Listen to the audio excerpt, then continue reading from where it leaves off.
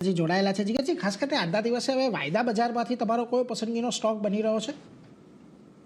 C again જે રીતે market situation જે છે એ રીતે મને ઓઇલ બેઝડ કંપનીઓ જ ગમી રહી છે, એટલે આપણે ઓઇલ ઇન્ડિયા ઉપર અગેન ધ્યાન આપી શકીએ છીએ. આજે પણ એક સારો મૂવ એક્સપેક્ટેડ છે. આની અંદર 494 કરન્ટલી ચાલી રહ્યો છે અને જે રીતે ઇન્ટ્રાડેમાં ફરીથી એક રિવર્સલ દેખાડી રહ્યું છે, એ હિસાબે હજી આની અંદર 10 થી 15 પોઈન્ટનો પંપ આવી શકે છે. એટલે ઓઇલ ઇન્ડિયા બાય કરવાની સલાહ રહેશે કરંટ ભાવેથી.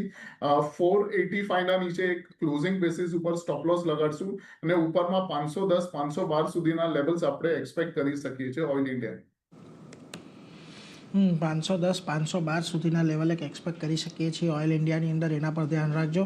485નો એક સ્ટોપ લોસ તમારે અહીંયાથી ધ્યાને રાખવાનો છે. એટલે આજે પણ અહીંયા તમને ખરીદદારીની સલાહ બનતી દેખાઈ રહી છે, જે જ્યાં આગળ એક પોઝિટિવિટી છે, એટલે એના પર એક નજર રાખવાની છે. પરંતુ ખાસ કરીને